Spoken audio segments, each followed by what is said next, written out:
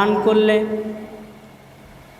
কি উপকারিত হয় এবং আল্লাহ পাক রব্বুল আলামিন আপনার আমলনামায় এবং আমার আমলনামায় 1 টাকা দান করলে যে 10 গুণ বৃদ্ধি করে দেন, তার একটা ফজিলত আমরা শুনতেছিলাম। কি বলেন, মনে আছে তো? সকলে বলে ইনশাআল্লাহ।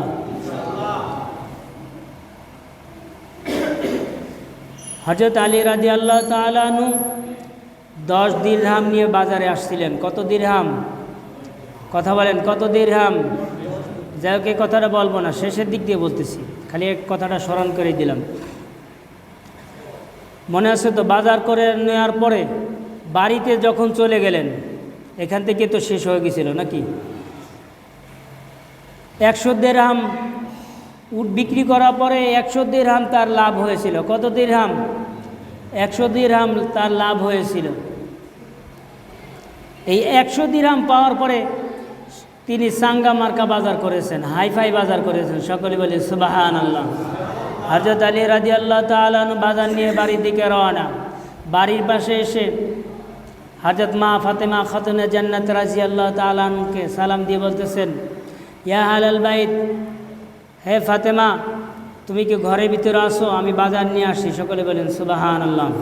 আমার মাথায় যে বাজারটা আছে তুমি ধরে নামাও, আমি একা একা নামাইতে পারতেছি না। হযরত মা ফাতেমা খাতুনে জান্নাত রাদিয়াল্লাহু তাআলা মনে মনে ভাবতেছেন যে আমি মাত্র 10 টাকা দিয়ে বাজার পাঠাইছি। কত টাকা? 10 টাকা। সে এমন 10 টাকার কি বাজার নিয়ে আসছে যে আমাকে তার মাথার থেকেই বোঝাটা নামাইতে সহযোগিতা করা লাগবে। একটু মাথার ভিতরে আসে না, চিন্তা আসে না? কি বলেন? 10 টাকা দিয়ে পাঠালাম, তো কি বাজার নিয়ে আসছে যে তার মাথা থেকে আমাকে ধরতে হবে নামানোর জন্য। হযরত মা ফাতেমা খাতুনে জান্নাত রাদিয়াল্লাহু তাআলা জানালার ফাঁক দিয়ে উকি মেরে দেখে যে তার স্বামীর মাথায় বিশাল এক বাজারের বোঝা। সকলে বলেন সুবহানাল্লাহ। হযরত মা ফাতেমা খাতুনে জান্নাত রাদিয়াল্লাহু তাআলা পর্দা পুশিদা একজন জান্নাতি মহিলা। সকলে বলে সুবহানাল্লাহ। তিনি আশেপাশে তাকিয়ে দেখলেন এখানে কোনো পরপুরুষ নাই। কি নাই? পরপুরুষ নেই। তিনি পর্দার সাথে বাড়ির ভিতর থেকে বের হয়ে তার মাথার থেকে বোঝাটা নামিয়ে নিলেন এবং বললেন, এই তো বাজার কোথা থেকে পেলেন আপনি? কাকে জিজ্ঞাসা করতেছেন? হযরত আলীকে। কে জিজ্ঞাসা করতেছেন? মা ফাতেমা খাতুনে জান্নাত রাদিয়াল্লাহু তাআলা আনহা। হযরত মা ফাতেমা খাতুনে জান্নাত রাদিয়াল্লাহু তাআলা আনহার মনের ভিতরে একটাই দুঃখ, একটাই কথা যে আমি মাত্র 10 টাকা দিলাম। 10 টাকা তো এত বাজার হওয়ার কথা না। নিশ্চয়ই আপনি এই টাকাগুলো অন্য কোথা থেকে এনেছেন, তাহলে এত বাজার তো করার কোনো প্রশ্নই আসে না। হযরত মা ফাতেমা খাতুনে জান্নাত রাদিয়াল্লাহু বলতেছেন যে এত টাকা তুমি কই পেলে? এত টাকা তুমি কই পেলে যে এত বাজার তুমি কিনতে পেরেছো? হযরত আলী রাদিয়াল্লাহু তাআলা বলতেছে যে আগে ঘরের ভিতর ঢোকাও, মাল সামানগুলো আগে ঘরের ভিতর ঢোকাও, তারপরে বলতেছি। হযরত মা ফাতেমা উত্তর দিচ্ছেন কি দেখেন, যে যতক্ষণ পর্যন্ত এটার হাকিকত, এটার বাস্তবতা, এটা হালাল না হারাম, যতক্ষণ পর্যন্ত আমি ফাতেমা না জানবো ততক্ষণ পর্যন্ত একটা বাজারও আমার ঘরের ভিতর ঢুকবে না। সকলে বলেন সুবহানাল্লাহ। এই যে কথাটা বললেন, এমন একটা কথা যদি প্রত্যেক ঘরের ভিতরে যারা সংসার আছেন, যত মহিলারা সংসার করতেছেন, প্রত্যেক মহিলা যদি একটু খোঁজ খবর নিতেন যে আমার স্বামী হালাল কামাই করতেছে না হারাম কামাই করতেছে, প্রত্যেক বউ যদি তার স্বামীকে খোঁজ নিয়ে যেত, আমার মনে হয় প্রত্যেক ঘরটায় জান্নাত পরিণত হয়ে যেত। সকলে বলেন সুবহানাল্লাহ। তাই হতো না? আপনি তো ভরপুর বাজার নিয়ে গেছেন, আপনার স্ত্রী কোনো সময় খোঁজ খবর নেয় নাই যে টাকাটা কি হালাল না হারাম, বরঞ্চ আরও কি খুশি হয়েছে যে যেখানে আমি 1 কেজি গোশ আনতে বলছিলাম সেখানে 5 কেজি গোশ নিয়ে আসছে, যেখানে 1 কেজি আপেল আনতে বলেছিলাম সেখানে 5 কেজি আপেল আনেছে। স্ত্রী খুশি হবে না বেজার হবে? খুশির কারণে তার আর হালাল হারামের কথা কি নাই, মনে নাই। আছে না আমাদের সংসারের মহিলা? কথা বলেন না কেন? আমি বাস্তবতা বলতেছি। আর মা ফাতেমা খাতুনে জান্নাত রাদিয়াল্লাহু তাআলা কি বললেন, যে যতক্ষণ পর্যন্ত এটার হাকিকত, এই জিনিসটা হালাল না হারাম, ততক্ষণ পর্যন্ত আমি এই জিনিসটা একটা বাজারও আমি ঘরের ভিতর ঢোকাবো না। আমি বিশ্বনবীর কন্যা মা ফাতেমা রাদিয়াল্লাহু তাআলা। সকলে বলেন সুবহানাল্লাহ। পেশ লাগছে না এখন? একজন হযরত আলী রাদিয়াল্লাহু তাআলা আনহু তো সহজে বোঝাইতে পারতেছে না যে আমি এমন একটা ব্যবসা করছি, ব্যবসায় আমার লাভ হয়েছে, এত সহজে বোঝাইতে পারতেছে না। হযরত মা ফাতেমা খাতুনে জান্নাত রাদিয়াল্লাহু তাআলা আনহা, হযরত মা ফাতেমা খাতুনে জান্নাত রাদিয়াল্লাহু তাআলা আনহা বলতেছেন, এটা হালাল না হারাম পৃথিবীর কোনো লোক যদি বলতে না পারে, একমাত্র একজন ব্যক্তি বলতে পারে, সেই ব্যক্তিকে জানাবে মুহাম্মাদুর রাসূলুল্লাহ, সকলে বলে সাল্লাল্লাহু আলাইহি ওয়াসাল্লাম। হযরত আলী রাদিয়াল্লাহু তাআলা আনহু দৌড়ে রাসূল সাল্লাল্লাহু আলাইহি ওয়াসাল্লামের দরবারে চলে গেলেন, সালাম দিয়ে বলেন, ইয়া রাসূলুল্লাহ, আব্বা হুজুর, আমার বাড়িতে আপনাকে অবশ্যই এই মুহূর্তে আসতে হবে। কেন আসতে হবে? যে আমার সংসারে একটা প্যাঁচ লাগছে, প্যাঁচটা সারানোর জন্য আসতে হবে। অনেক সময় শ্বশুর আসে না জামাই বাড়ি মেয়ে বাড়ি সংসারকে মিট করার জন্য, কি বলেন, আসে না? হযরত আলী রাদিয়াল্লাহু তাআলা বলতেছেন, আপনি তাড়াতাড়ি আমার সংসারে আসেন, একটু আসতেই হবে আপনাকে। রাসূল মকবুল সাল্লাল্লাহু আলাইহি ওয়াসাল্লাম এসে দেখলেন তার ঘরের দুয়ারের সামনে এত বাজার। রাসূল সাল্লাল্লাহু আলাইহি ওয়াসাল্লাম মুস্কি হাসিয়ে দিয়ে বলতেছেন, মা ফাতেমা, কি হয়েছে আমাকে বলো। মা ফাতেমা খাতুনে জান্নাত রাদিয়াল্লাহু তাআলা বলতেছেন যে, আব্বা হুজুর, আমার স্বামীকে, আপনার জামাতাকে আমি 10 টাকা দিয়েছিলাম বাজার করার জন্য, কিন্তু 10 টাকার তো এত বাজার হয় না।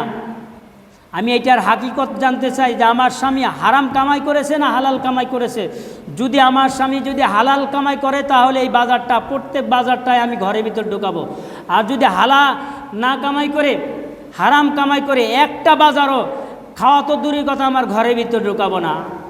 সকলে বলেন সুবহানাল্লাহ। এরকম করতে পারবে আপনার ঘরের মহিলা? এরকম করতে পারলে তো আপনার ঘরটা জান্নাত হয়ে যাবে। সকলে বলেন সুবহানাল্লাহ। রাসূল আকরাম সাল্লাল্লাহু আলাইহি ওয়াসাল্লাম বলতেছেন, এই খবরটা রাসূল সাল্লাল্লাহু আলাইহি ওয়াসাল্লাম জানেন কি জানেন না? কথা বলেন। এটা যে হালাল না হারাম, হযরত আলী রাদিয়াল্লাহু তাআলা আনহু এই বাজারটা যে করছেন, পৃথিবীর কেউ না জানলে এক ব্যক্তি তো জানেন, কি বলেন? রাসূল মকবুল সাল্লাল্লাহু আলাইহি ওয়াসাল্লাম বলতেছেন যে, হে মা ফাতেমা, এটা তোমার জন্য হালাল। সকলে বলেন সুবহানাল্লাহ। তাই কারণ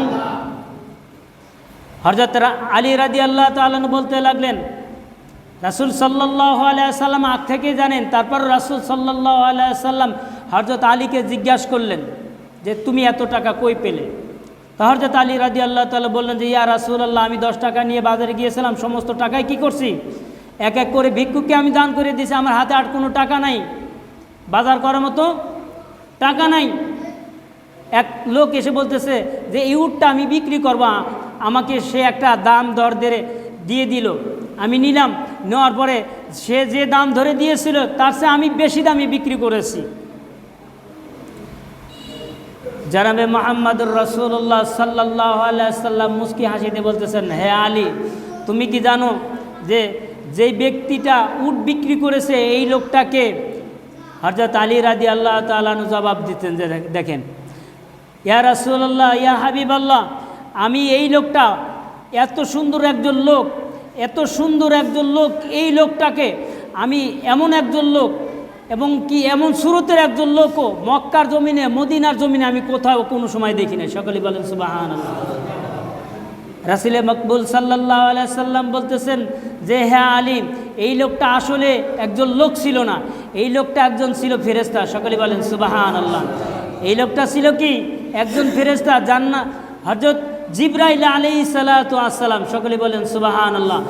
হযরত জিবরাইল আলাইহিস সালাতু ওয়াস সালামকে আল্লাহ পাক রব্বুল আলামিন নির্দেশ দিয়েছিলেন যে, আমার আলী বাড়ি থেকে 10 টাকা নিয়ে আসছিল, দান করার কারণে তার হাত খালি হয়ে গেছে, তুমি জান্নাত থেকে একটা উট নিয়ে যাও। সকলে বলেন সুবহানাল্লাহ।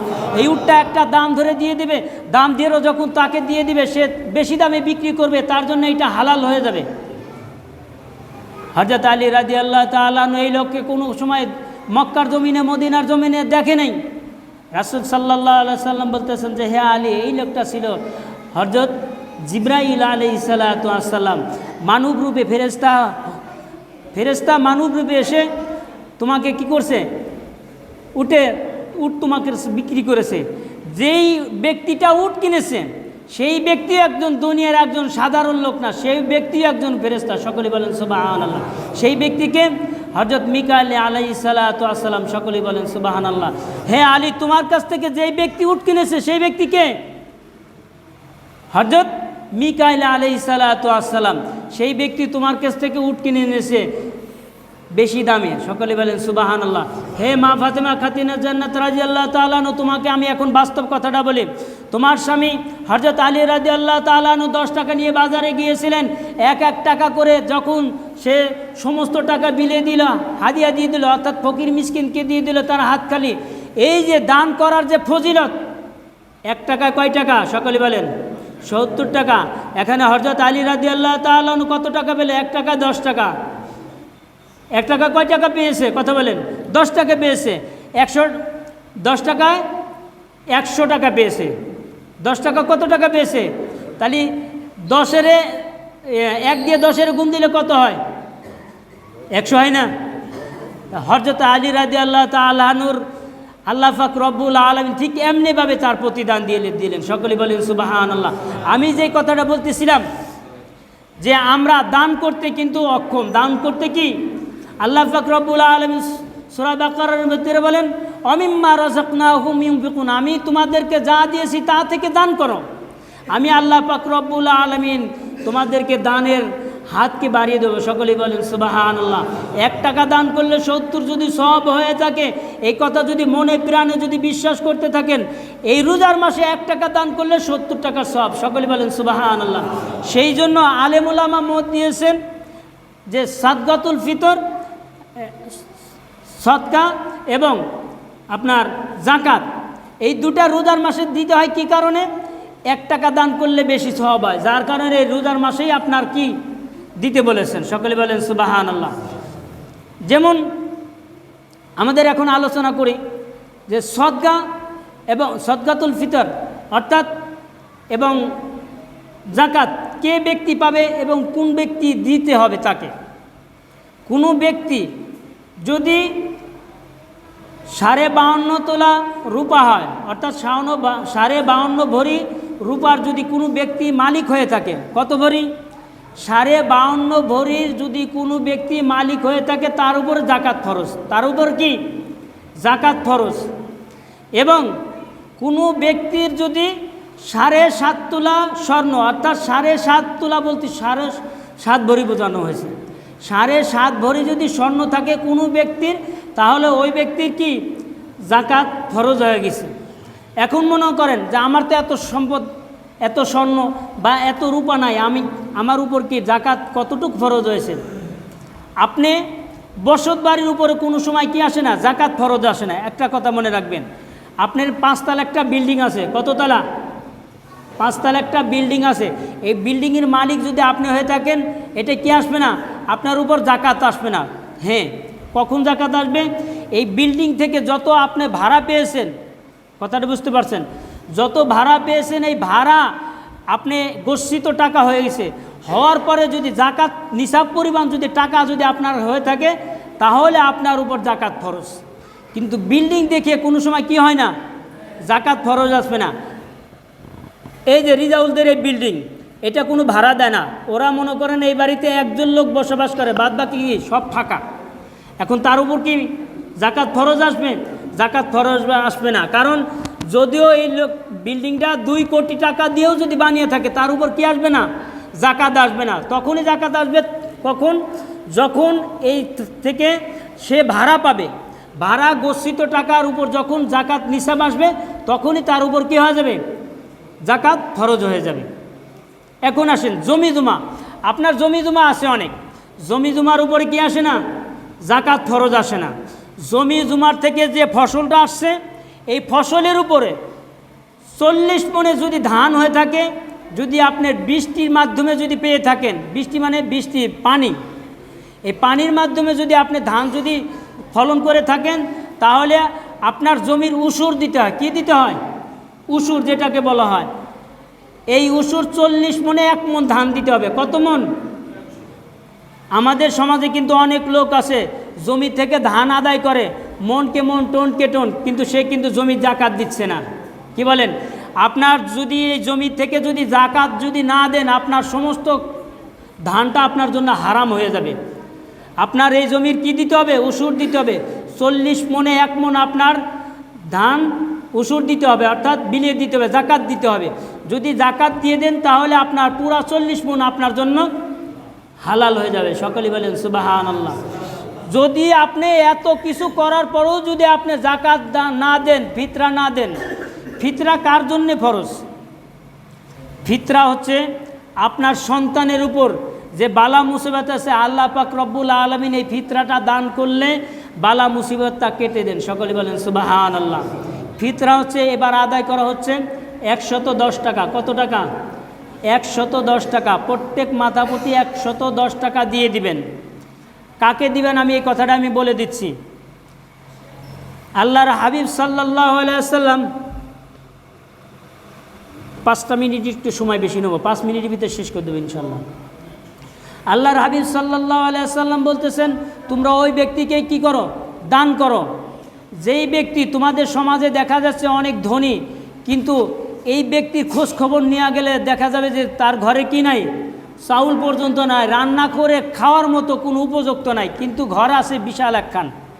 এই ব্যক্তি সবশেষে দান পাওয়ার উপযুক্ত। সকলে বলেন সুবহানাল্লাহ। কারণ কি জানেন? এই ব্যক্তি তো অন্য গরিব লোকের মতো, মিসকিনের মতো, ভিক্ষুকের মতো লাইন ধরে টাকা নিতে পারবে না। কথাটা বুঝতে পারছেন? অন্য গরিব লোক কিন্তু আফসোস করেন না যে আমার কথা কেন বললো না। আপনার কথা বলা হয়নি, তার কারণে আমি বলতেছি না। এই ব্যক্তিকে সর্বপ্রথম আপনাকে কি করবেন?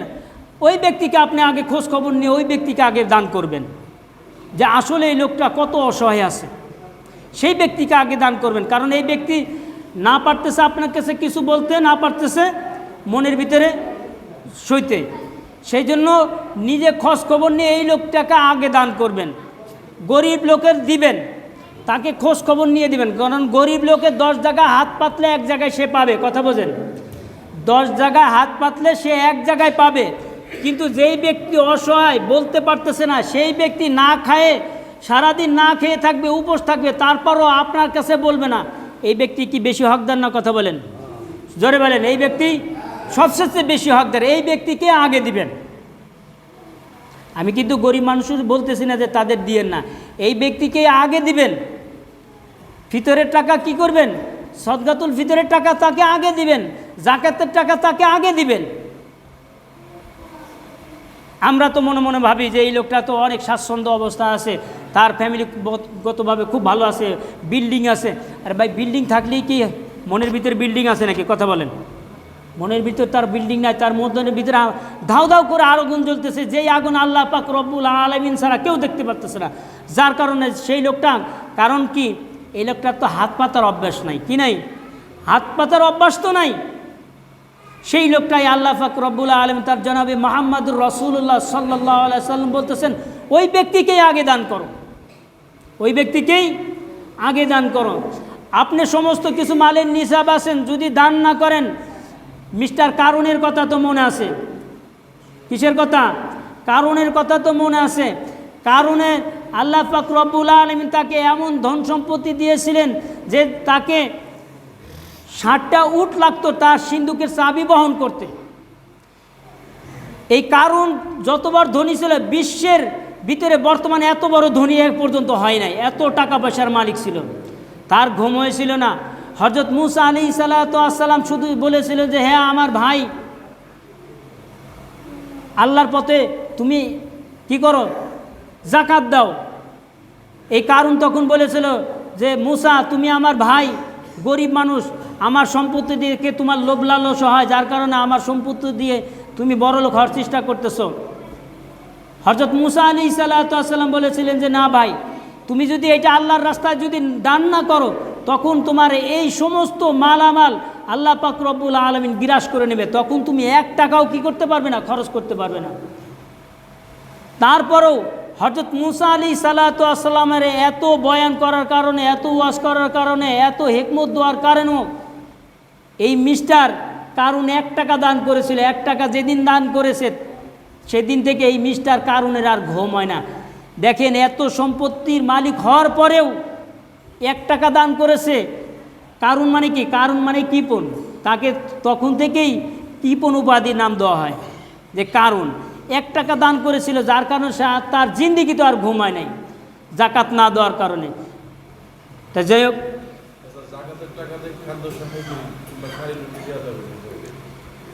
মাশাআল্লাহ আমাদের সেক্রেটারি সাহেব একটা কথা বলছে, জাকাতের টাকা দিয়ে খাদ্য সামগ্রী দেয়া যাবে কিনা? হ্যাঁ, দিতে পারবেন, তবে উত্তমটা কি, আপনি যাকে দিবেন দেখা গেল তার কাপড় আছে, ঘরে খাওয়ার তো আছে, কিন্তু সে কিন্তু গরিব, এই টাকাটা দিলে তার একটা বড় একটা কাজে লাগবে।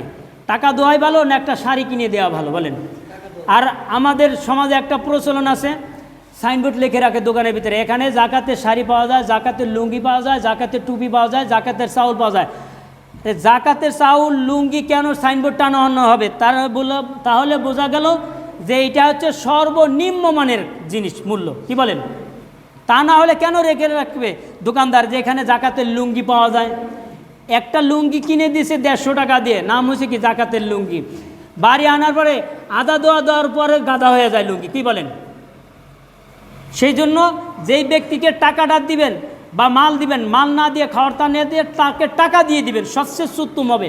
এমনও আছে তার শরীরে একটা রোগ আছে, সে অসুস্থ থাকার কারণে, সে টাকা না থাকার কারণে সে ডাক্তার দেখাইতে পারতেছে না, তার ঘরে লুঙ্গি আছে, টাকা আছে, সমস্ত কিছুই আছে, কিন্তু টাকা না থাকার কারণে কি করতে পারতেছে না, ডাক্তার দেখাইতে পারতেছে না।